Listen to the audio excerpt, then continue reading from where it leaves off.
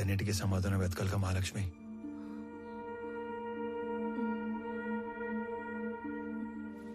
నేను మాట్లాడతాను, నువ్వు వెళ్ళు.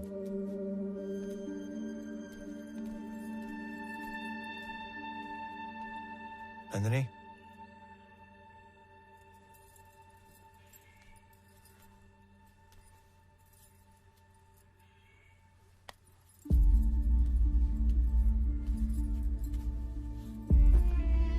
మచ్చలేని బండరాయిలా బతకడం కన్నా మచ్చపట్ల ఒక భోజనాలా బతకడం నాకు ఇష్టం. నా కోసం ఇంకొన్ని రోజులు ఉపయోగపట్టు, అన్ని సర్దుకుంటాయి.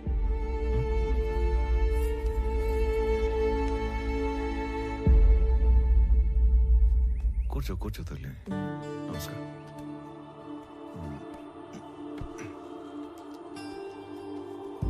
అయ్యా, మనవరాలు మనసు మరిచి తీసుకొచ్చింది.